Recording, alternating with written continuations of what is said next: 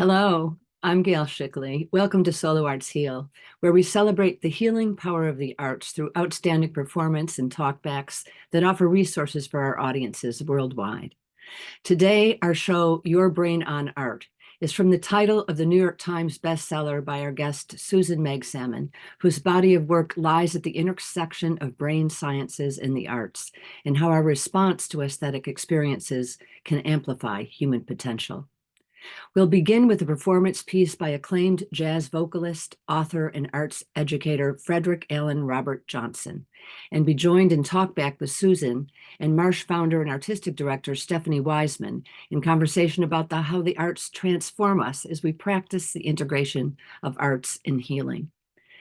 Jazz vocalist Fred Johnson is the artist in residence, community engagement specialist, and director of the Arts and Health Initiative at the Straz Center for the Performing Arts in Tampa, Florida. His presentations on the healing power of music are internationally recognized by holistic health practitioners and the medical community. Mentored by masters of the African oral and percussion legacy, Fred has been hailed as one of the true guardians of an oral tradition, transplanted and nurtured to create a fusion of cultural heritage that is uniquely American and inherently African.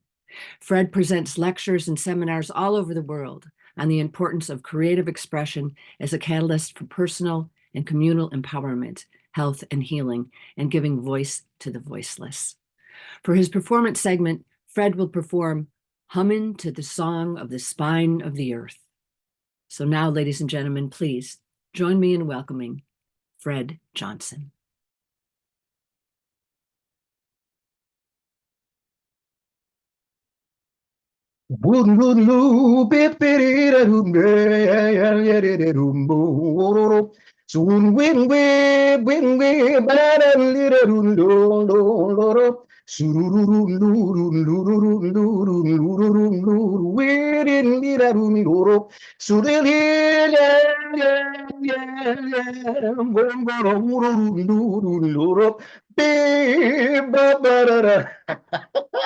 Oh, man.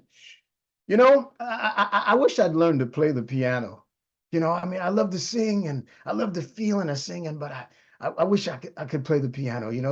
There's something about the sound of the piano. It's a percussion instrument. So something about the sound of the piano, when that hammer hits that string and it vibrates on that string and then next to another string, and the vibration comes alive with chords and the harmonies. You don't just hear it, you absolutely feel it. It's such an amazing thing. I wish I'd learned to play the piano. A really, really good friend of mine, his name is Daniel, and he's an amazing composer and piano player. And he and I, we've done a lot of work together over the years. And we did this one thing well, not many years ago, but a few years ago, we did this program called Art and Spirituality. And Daniel was one of the presenters. Daniel took us on a melodic meditation. And so he invited people to lie under the piano as he played. And he invited us to feel the vibration of the music and to then afterwards talk about the images that came into our mind as he played this beautiful improvised music. And I laid there at first and I could feel the vibration of the music coming off of the piano.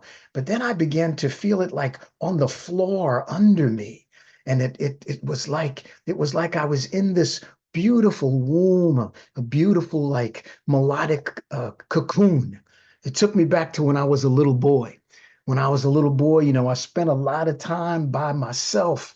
I was in a living situation that it wasn't the best. And so what I did is I made sound, I made sound all the time. And I found that when I made sound and when I rocked and did the two of those things, it made me feel calm. It made me feel really, really good. So I've been living this journey of vibration and music, just, and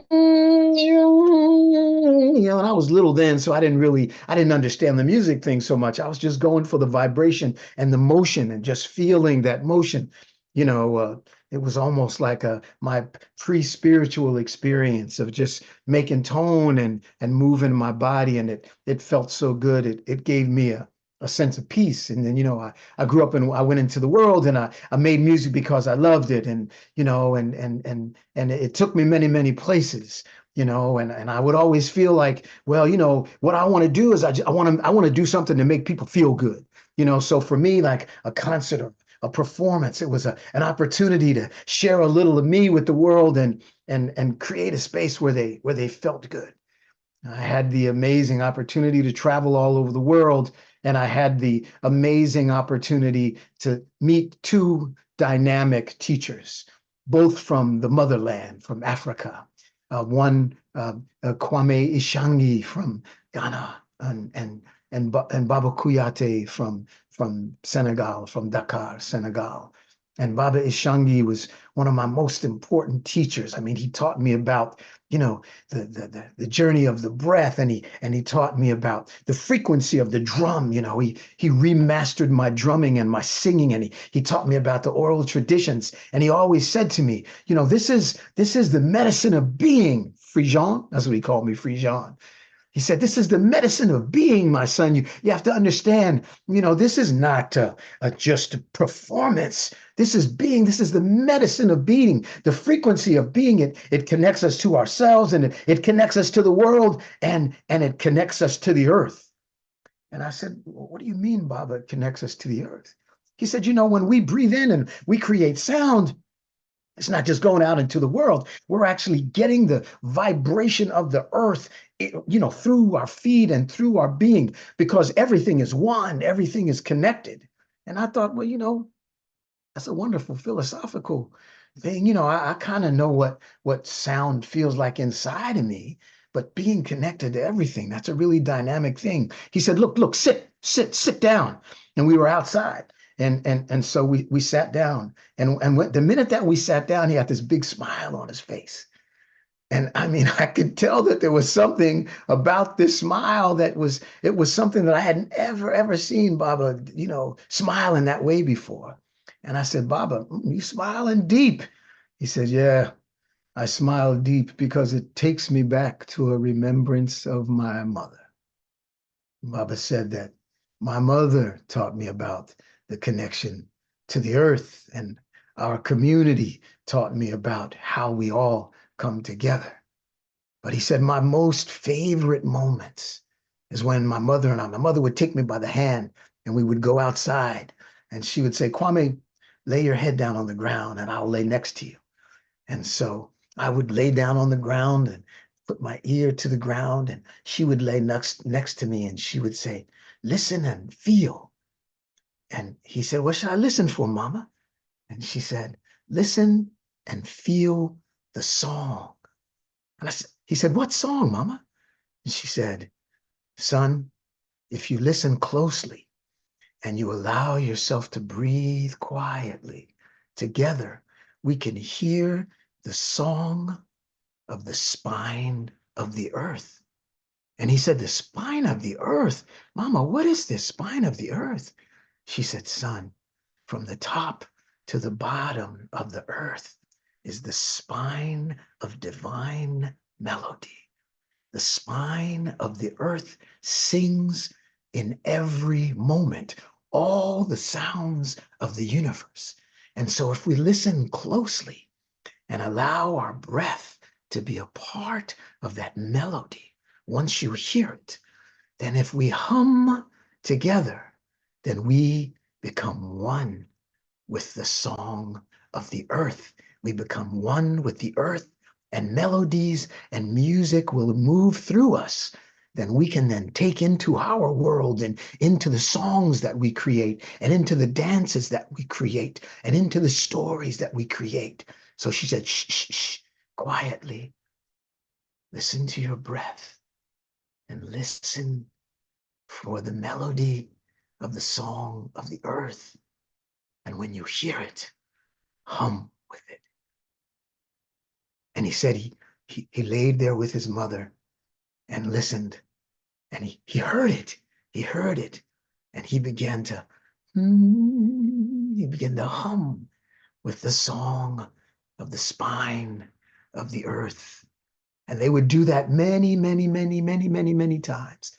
And it was a beautiful, beautiful, beautiful, beautiful experience, he said, for me. And you know, it was the light in Baba's eyes when he told me that story. It was the light that I felt, that I saw in his eyes, that awakened in me a sense that I had been guided to create sound, to hum when I didn't know how to do anything else that was right for me. And I remember feeling like I was connected to space and being.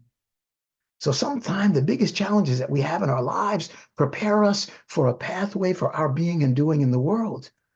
And creation divinely connected me with Baba Ishangi, who shared with me that story, that beautiful story of humming to the song of the spine of the earth. Just a few months ago, I was at a meeting of science and researchers, and they were talking about the vagus nerve and talking about the fact that there's this nerve that runs right here from right at the top of our spine, right at the base of our brain, and it runs all the way through the body, and that this vagus nerve, this kind of spine, if you will, this vagus nerve is the superhighway for the nervous system. And they said that one of the best ways to enliven and really, really bring fullness to the vagus nerve is to hum or to sing. And I thought, this vagus nerve is like the spine of the earth. It touches the fullness of our being, and if we hum and sing to it, and they said that the vagus nerve sends signals into the full measure of the nervous system, the neurological system, and the body begins to create a sense of calm and safety. They also said that this vagus nerve also awakens in the body something called nitric oxide, which is good for the heart and it's good for the body, and that the body is constantly creating this nitric oxide. But when you hum or you sing 15-fold, then nitric oxide is created, and it helps to heal and enliven. It's good for the heart. It's good for our whole being. And so when I heard that, all of a sudden, something changed in my understanding. It changed to me realizing that the stories that Baba shared with me, the moments that Baba shared with his mama when they lay on the ground and listened for the sound and hummed with the song of the spine of the earth, that they weren't just connecting, but that on some level that they were healing, that this whole journey of creating is more than just what we enjoy in hearing or seeing. And I was reminded of some of those old melodies that I learned when I was growing up about the work songs that slaves created, and about the songs that we sang in church, those melodies that we sang in church. They were very akin to what I had learned from Baba Ishangi about the traditions of Africa. But now I had this other perspective that, when we heard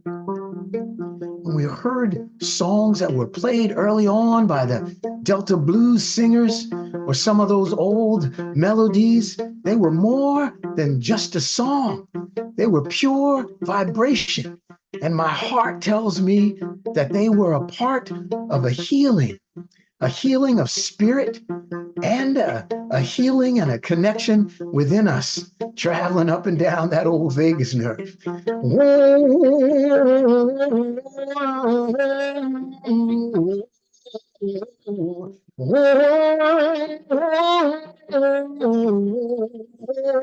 Soon as the sun goes down, soon as the sun goes down, I let my body to the ground.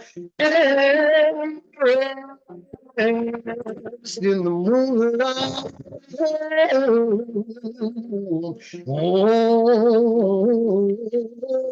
and waiting for the sun to rise again. Yeah. Oh, yeah.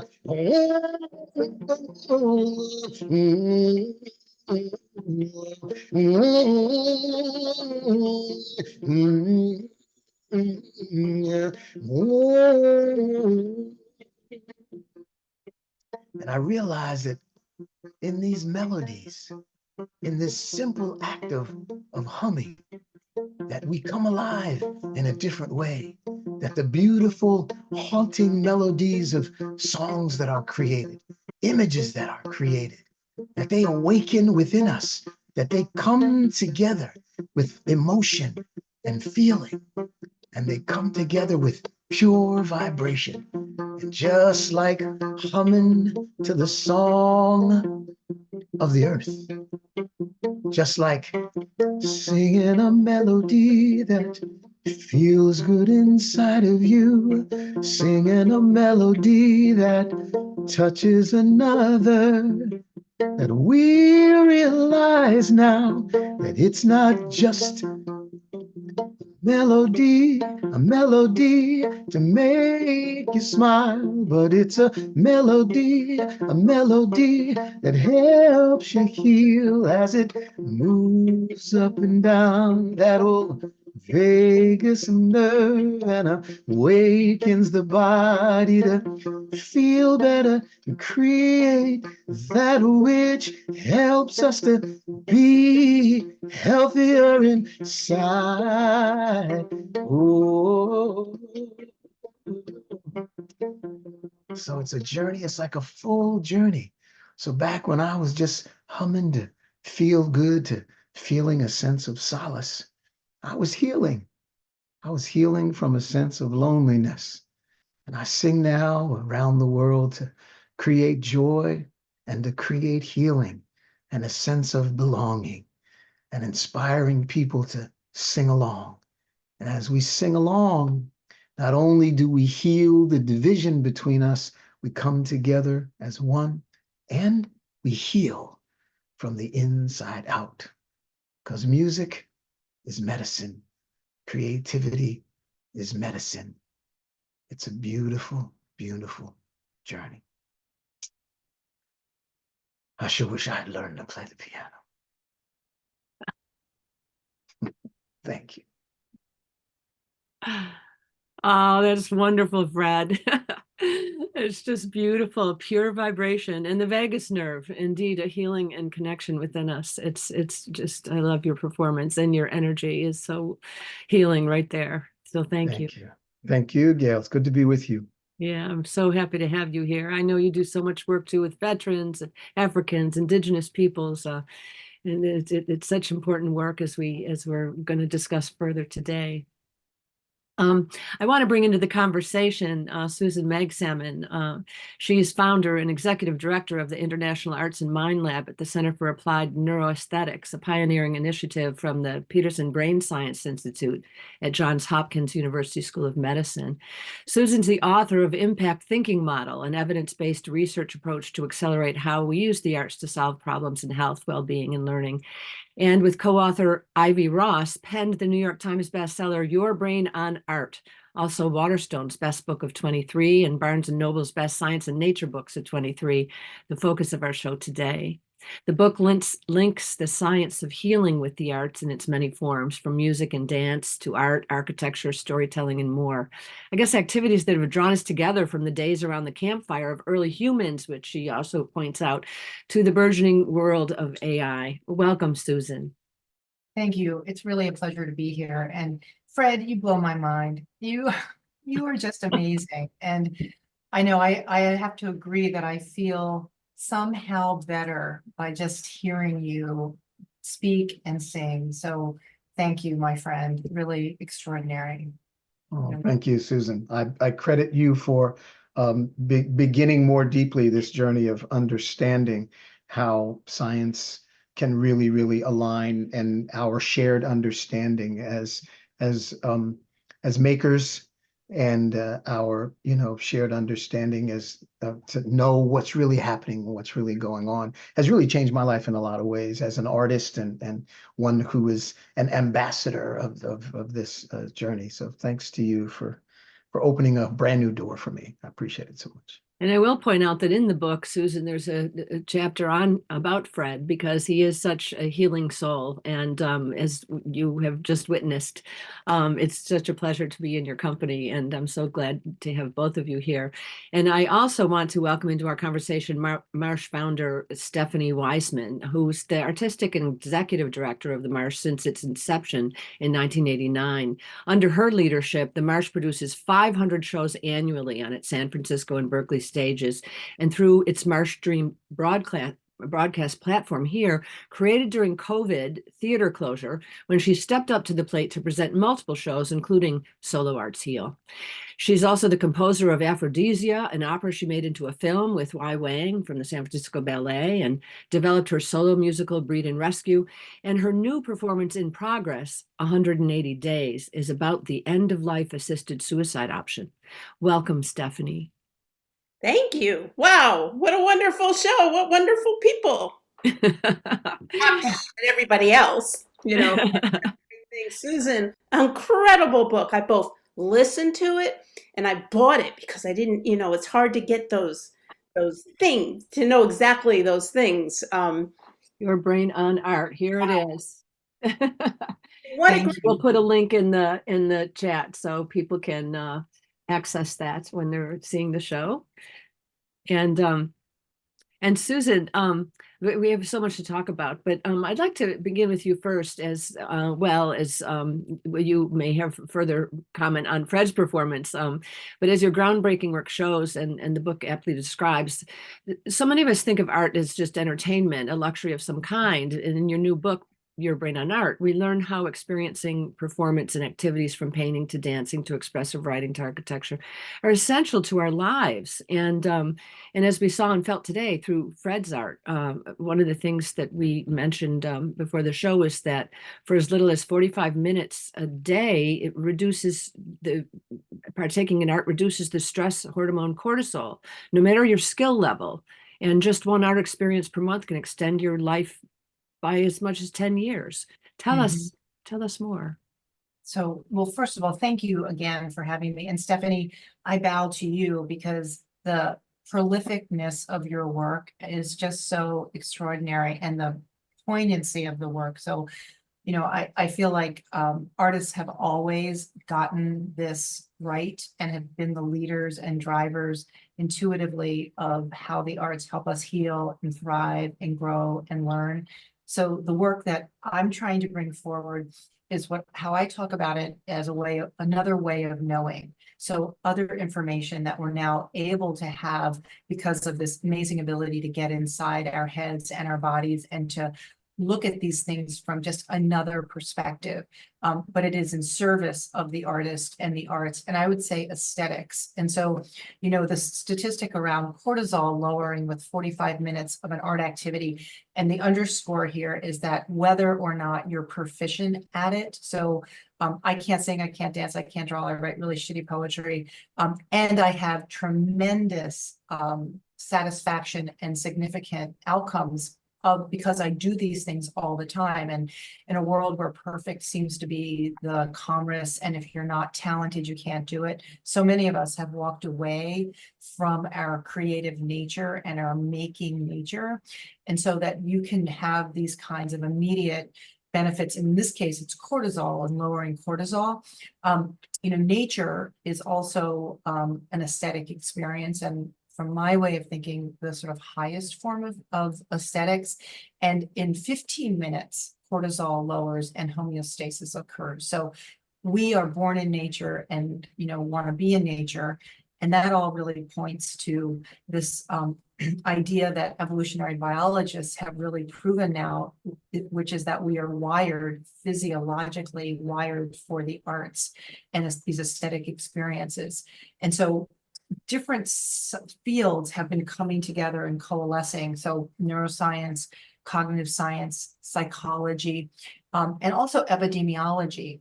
And so the statistic that you quoted around 10 years of longer life expectancy when you just do one art form a month comes from Daisy Fancourt, who is at University College London.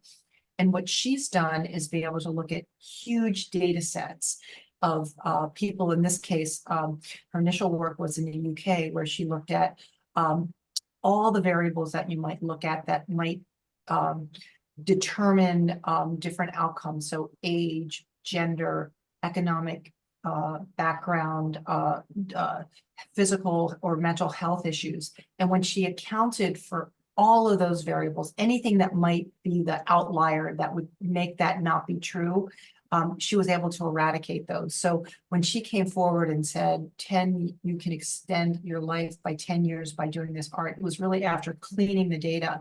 And she's also found other really beautiful examples where for youth who do art once or twice a week, they also see that youth make better decisions.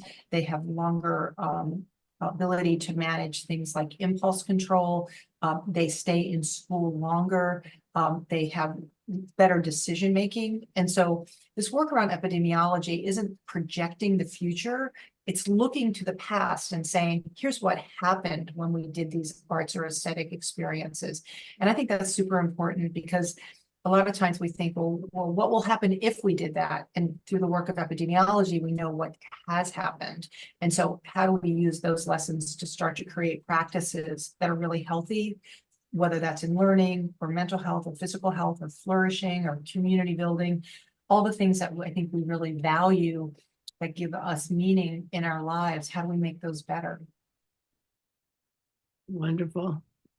That's great. You know, that there's so many issues, and including, you know, the arts helping medical issues, and a lot of what we see today, and we'll touch on it maybe more with Stephanie as well, is just the anxiety, the trauma, the PTSD, the fears that people have that have become so prevalent in the world since COVID, really, and other things that are happening in the world, and how helpful the arts are to all of these, from mask making to, I was reading a section on PTSD and the importance of mask making and how much difference that was. I lost a nephew to the war, to suicide after the Iran war, and you know, there just wasn't enough help, and now we're understanding so much more about this, where, you know, had he been exposed to music and certain things especially within a certain period of time of the severe trauma, that he may have been helped, and we can help others today with this knowledge. Yeah, no, trauma is so ubiquitous and pervasive. And I think, you know, mental health stigma has long been an issue where, you know, in general populations, we haven't talked about it, or we've tried to, you know, push it aside. You know, institutions have been created to hold people so that they're out of society. Fred and I have talked a lot about the intergenerational systemic trauma of Black folk and others who have been, you know, really brutalized and in some ways continue to be marginalized, and what that does to our bodies and what it does to our physical health, mental health, and spirits is extraordinary, and it's really devastating. Racial and LGBTQ, and, you know, and war. I think I said Iran, I meant Iraq war for my nephew. Yeah, Fred talks about being in foster care. You know, there's no limit to the damage that we do to each other, intentionally or unintentionally. And this work around trauma, I think, is starting to really lift up to understand what happens at a neurobiological level when you are traumatized. And, you know, there is a absolute insult to the central nervous system. And that is really becomes epigenetically, so it doesn't change your genes, but it alters the behavior, your behavior, and what's happening with you physiologically. And so in the context of what happens physiologically around trauma. You know, and that can be, there's a great book out right now called The Myth of Normal, and by Gabor Mate. I'm probably not saying his name correctly, but it's a really interesting book because it looks at the neurophysiology of trauma. And he talks about big T trauma and little t trauma. And also, we're all so different from each other in terms of our sensitivity to experience. So what might be traumatic for me might not be traumatic for Fred, but what's traumatic for Fred may be very different for what's traumatic to you. So this idea of honoring, you know, what each of us feel is also, we've always marginalized that, you know, and kind of buck up, move on, straight up, you know, tough upper lip. But trauma changes our physiology dramatically. And what we're now starting to see is that different art forms and aesthetic experiences can help to relieve symptoms, which is super important, but can also actually heal, help us truly heal from these traumas by releasing what we're holding inside, by finding ways to lower cognitive load, by being able to help with prefrontal decision-making, where you're not reacting, but you're responding, by lowering cortisol or adrenaline, by bringing back to this homeostasis from things like touch, where you're able to literally release oxytocin, for example, so you start to feel safe with others. And so what a couple of examples, you mentioned the mask making, that visual art works on a very interesting mechanism where, you know, many times when you're in trauma, there's a part of the brain called the Broca region that literally shuts down. So the Broca region is the part of the brain where we find language, where we produce language. And in that case, you can't find words. And I think we've all experienced that, where you're speechless, you're beyond words, you're disassociative. And when you're making visual art, that moves you into a symbolic and metaphoric representation. So you're unconsciously creating metaphor and symbol. So in the mask making, for people that have been in trauma and war, there's a program called Creative Forces, and they do mask making, and they also do different kinds of visual art, among other things. But what they find is they're able to create a narrative through these symbols that they can then begin to put words to and start to make sense of what they were holding inside, because it's now facing them, mirroring back. And a couple of years ago, Melissa Walker, who is the lead creative arts therapist at Walter Reed, was able to create a taxonomy of different kinds of masks. So different symbolic masks. So now when they see a mask that has a kind of a cartoon or a caricature of a superhero, they know that that's a certain kind of archetype of a mask. If they see someone who's doing more patriotic mask, they understand that that metaphor is really important to that person. So they're able to create talk therapy and use other kinds of therapies that help them move forward. James Pennebaker, who is emeritus now, but at University of Texas, Austin, has done beautiful work in using expressive writing to get feelings out, secrets that maybe you can't share with anyone. And he finds that when you do that, the act of just releasing your secret, your angst onto the page, whether you burn it, rip it up, never share it, lowers cognitive load and also lowers cortisol. And there's James Gordon's work in the book, where he's been in Kuwait and the Ukraine and other war zone areas, where children create visual art, where they're able to start to connect to how they feel. Save the Children Heart is another really good example of that, where they're looking at, in some cases, prevention. So building some strong arts-based practices that when there is, or if there is a trauma, they have some resources to be able to use, to be able to find their voice and share their voice and to be able to heal.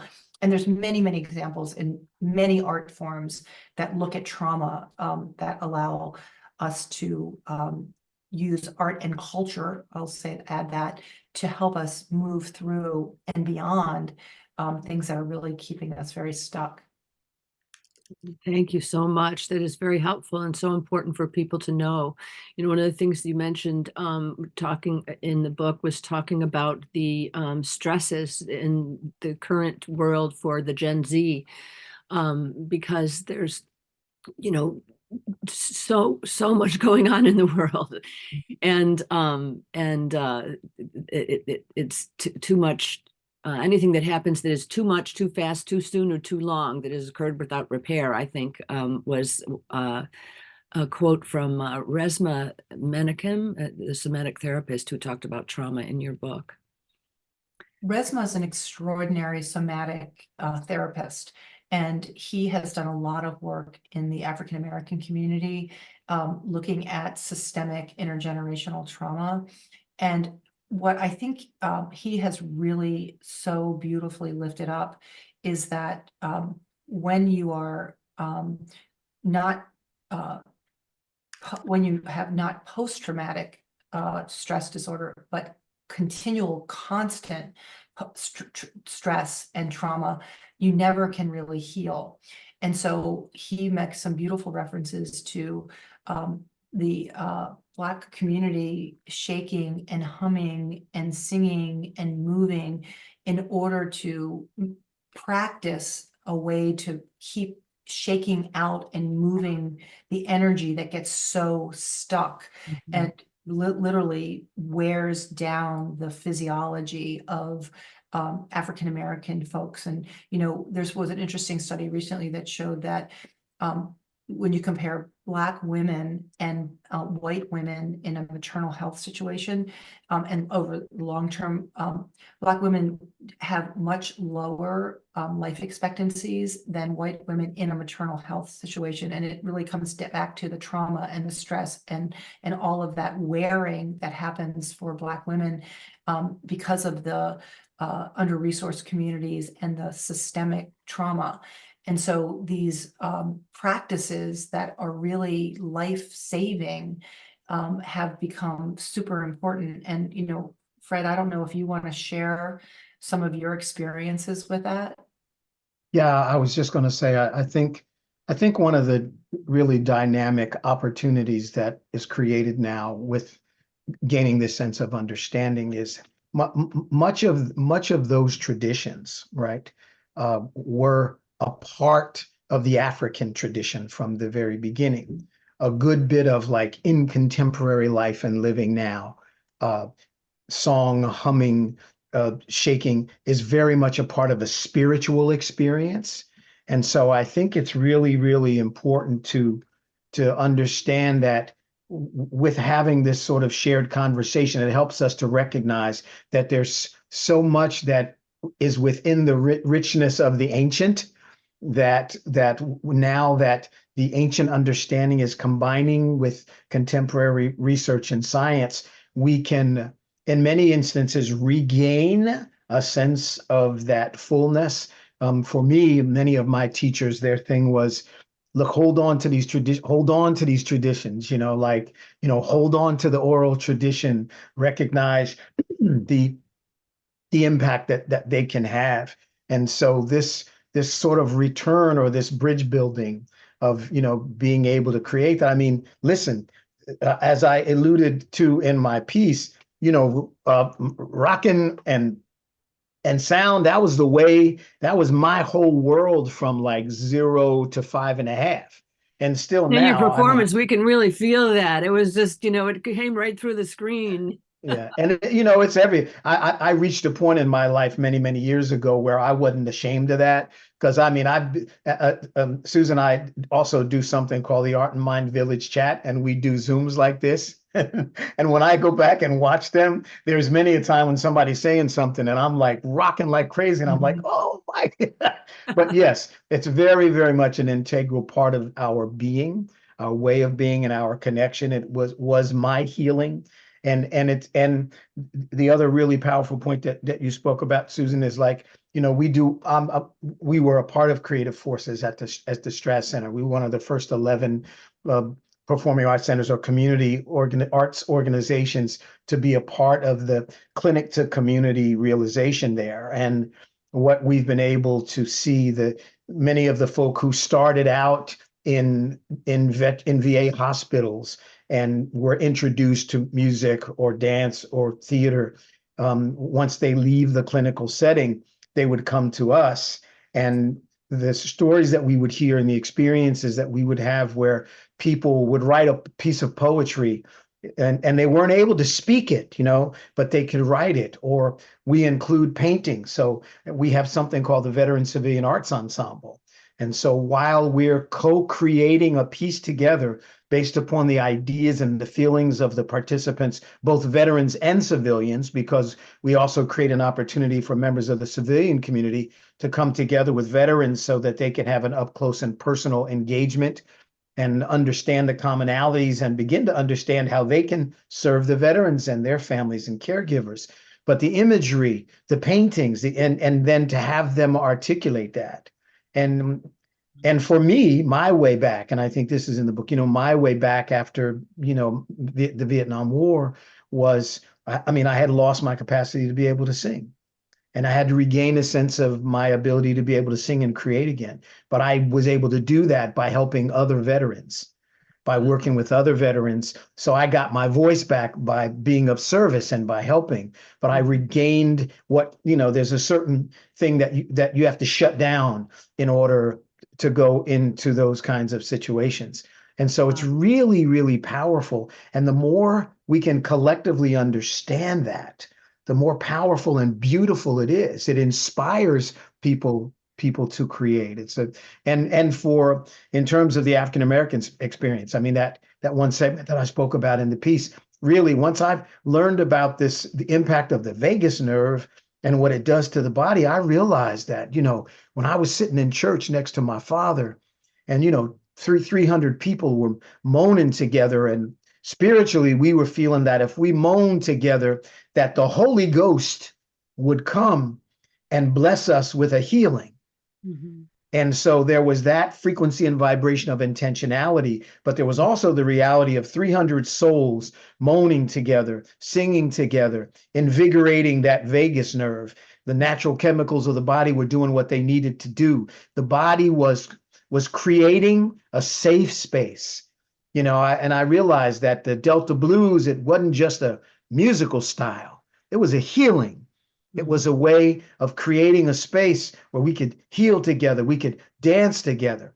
It was a needed thing for a people who were the victims of oppression, So there was a combination of the aesthetic, and there was a combination of that natural divine essence that guides us. Do this, and this will happen to your body. And we didn't know that. We thought it was happening just from the divine, but it was a dance between the divine and the scientific. Absolutely. Really, there was something deeper that was really felt there. I also want to point out that that's your art we're looking at behind you. It is, yeah. It's my other way of expressing. Often these pieces were done while I created music.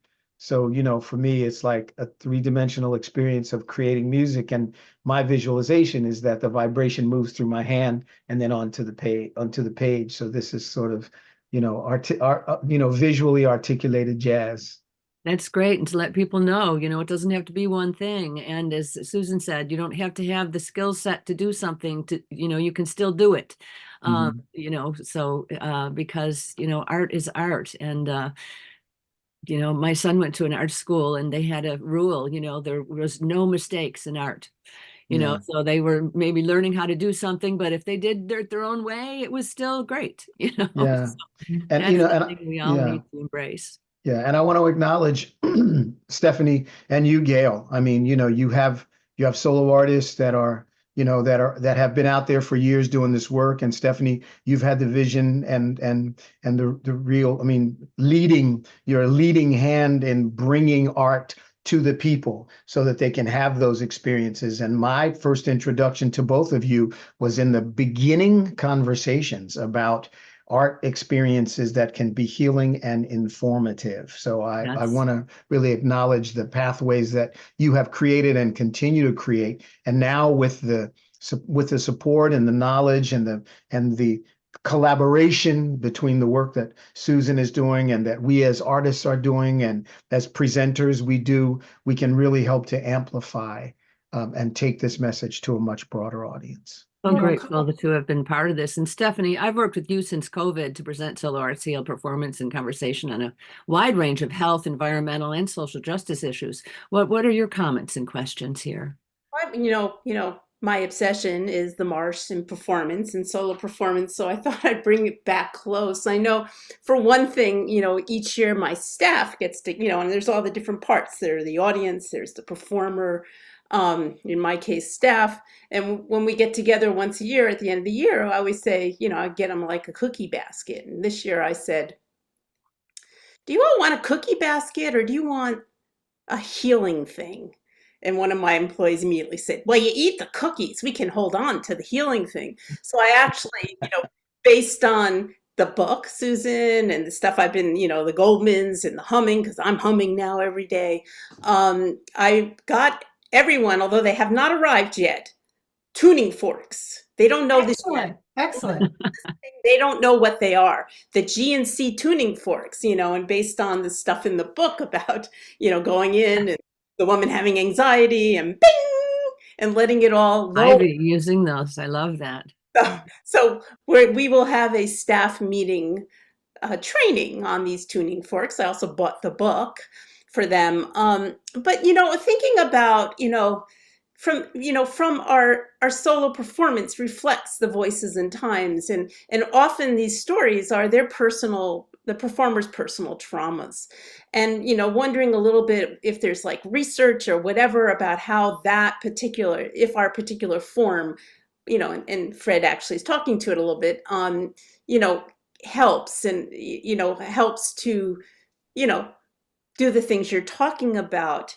And then on the other side of that, it's what the audience beholds when they do hear that, and what is the impact of listening to other stories, which either mirror or expands their vision of people in the world. So I was wondering if you had some thoughts about that. Well, I love that question. And as Fred was talking, I was thinking a lot about how so many cultures don't have a word for art because it's how they live. And I think we've gotten away from that as it being kind of this rarity, that art is something that is kind of a commodity. But what you do in bringing people forward, as a maker, people often ask me, what's the difference between a maker and a beholder? Do they have a different experience? And they have a similar experience in some ways in terms of engaging reward. And so, it's very rewarding to make art, and it's also very rewarding to receive art. And so it's pleasurable for the most part, or it's cathartic in its way, if you think about it from an Aristotle perspective. But for the maker, what I love about art is that it is yours. Nobody can take it away from you. There's complete and total agency, regardless of how it's judged. It's your creation. And this idea of agency and efficacy and telling your story and sharing your story is as old as humanity. And so we do it in our own in different ways. And so it changes the neurophysiology when you are choosing to do that. I mentioned with writing, for example, it lowers cortisol, but it also enhances serotonin and dopamine. And so there is a physiological cathartic shift when you're making art. And if you choose to share it, as many of your people do, that's another level of engaging potentially the amygdala, other parts of the brain that activate insight and memory and all of those really intrinsic qualities for the maker. For the beholder, reward happens, meaning pleasure or this cathartic nature. But what I think is so interesting about the receiver is that there's a perspective taking, that we are passively allowed to experience something that we haven't experienced ourselves necessarily, and that we can then empathize if we are able to try a character role on or a life on without risk. And that's actually really important for us, to try something with low risk. And then at the same time, there is synchronicity. So if it is a musical performance, we're synchronizing with the performer, but we're also synchronizing with each other. And synchronicity is sort of a human survival instinct. If we didn't synchronize, we'd go away like the magnet instead of come together. And so sound and voice and concepts really become a synchronicity. And also the way that there is a chemical connection between each of us. So, when we leave a theater, oftentimes we feel like we're with our tribe, and that's a neurochemical connection that allows us to feel that, so that we're leaving as a unit. And so we have personal transformation and we have collective transformation. And that, I think, all is sort of extraordinary when you think about the triggers, the inputs that, through one person sharing their piece of art creates that incredibly dynamic catalyst for transformation. Wow, thank you. Those are, because it's so hard when we do this, we can never prove we're doing anything on the whole. But, we think we are and we know we are, but where's the proof? And what your book's done is talked about the proof. And I want to take the question one step farther. So we have our beholders, i.e. our audience. And I imagine there's ways to build community aspects of it, we do post, performance discussions and things like that. But I was wondering if, what the study shows, or if you have some ideas, about how to, expand that experience for our beholder audiences. Yeah, that's a great question. And, I think creating these networks where people feel part of what they've experienced is really important. I'll use one example that it may not completely address this, but because I think it's a very hard thing to do and really important to continue to try to do, whether that's in salons that people sign up for, or expanding that on your social media presence, but allowing people opportunity to share their experiences about what they had. I don't know if you remember the play Dear Evan Hansen that was on Broadway. Really spectacular play that was about young people who there was a suicide in the high school, and it was about how different youth experienced it, what they knew, what they didn't know. Ben Platt was the lead singer in it. It sold out everywhere it played. It was extraordinary around youth mental health through a musical.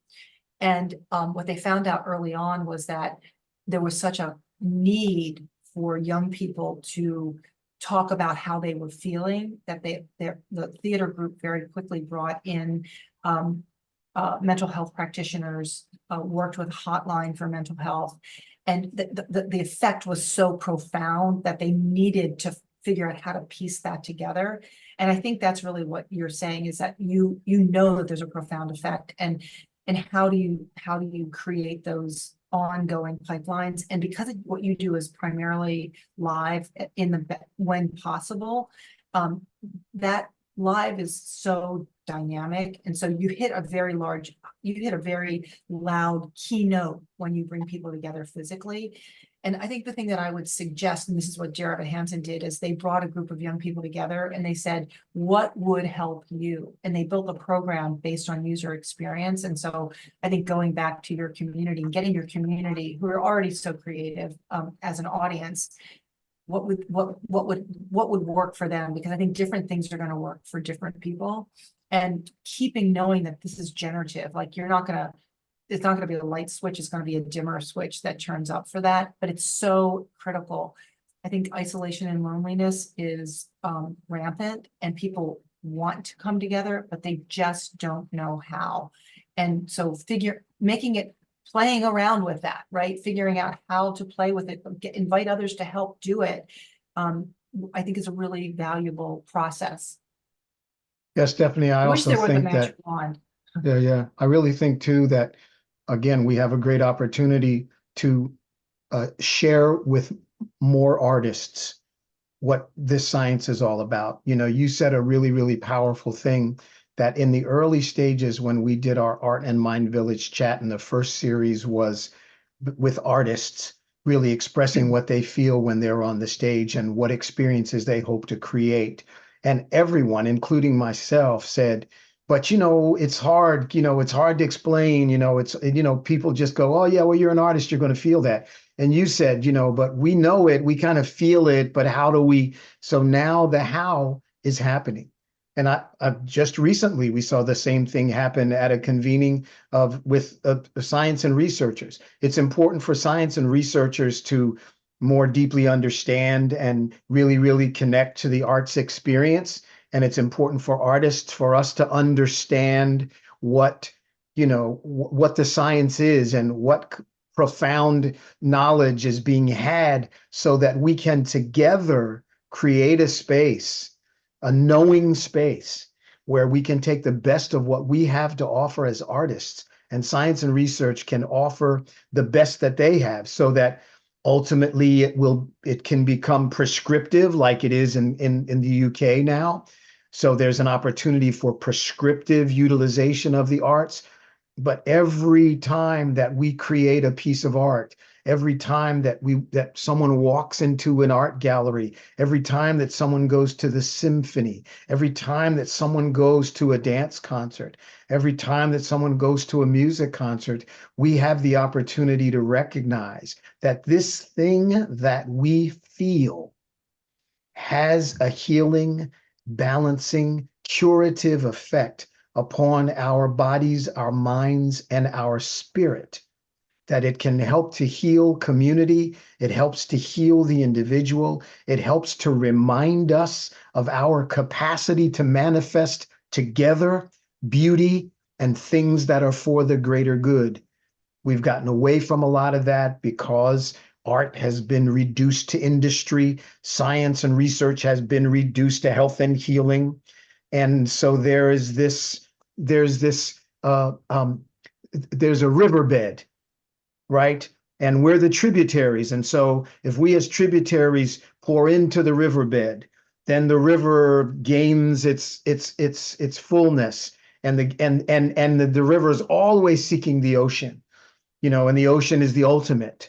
And so, this is a profound way now for two worlds, the worlds of science and research and the world of artistic expression, to know more about each other, to affirm each other and work together so that we can bring again what the ancients knew, that, this is a way of our being. So we don't need a word for it. We just need to do it and be it. Need to do it. That's beautiful. Well, your brain on art is the authoritative guide on how neuroaesthetics can help us transform traditional medicine, build healthier communities, and mend an aching planet. The book weaves a tapestry of breakthrough research, insights from multidisciplinary pioneers, and compelling stories from people who are using the arts to enhance their lives, as we've seen today.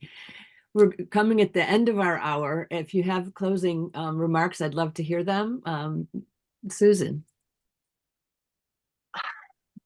What just kind of hit me and listening to Stephanie and to Fred in this last few minutes is I think this idea that, we've been living in such transactional ways and checking the box on things, thinking that being productive or, utilitarian was really going to help us be happy.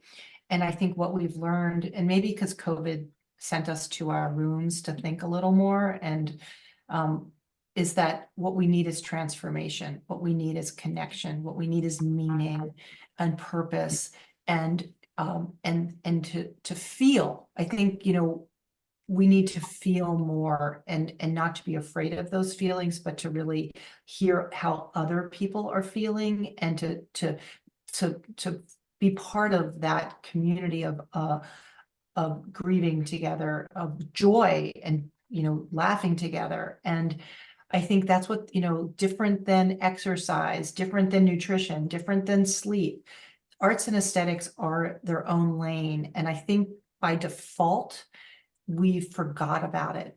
And it's really, it's like leaving part of ourselves on the bench. And I think we've got to reclaim it, because it's the only way that humanity is going to really be human and really fully be ourselves. And so in some ways, I feel like there's we're I don't know if it's grief or loss or longing, but I feel gratitude for reclaiming this part of ourselves that I think maybe for the best intentions we lost, and that coming back to it is like coming home.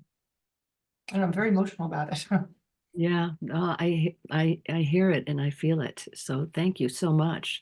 Stephanie, do you have some comments? I am just so grateful that we have this, that I'm in communication about it with you both and with the book. And, it's just really helpful. I'm thinking about, they're talking about redoing the front of the marsh. And I'm like, why don't we make that a light show in front of the marsh? Like the things, and I wouldn't have thought about it if I didn't hear it on the book. And so, I love the expensiveness of it and the bulk of it, the basis of it. And, when you kind of go through life and, in my own isolation of doing these things, whatever, and figuring and trying to think about them, I don't feel as isolated in that part of it as well as what I think the book does. And so thank you. Thank you. Thank you. You can't know how meaningful that is. And Fred. Read the book, experience the book.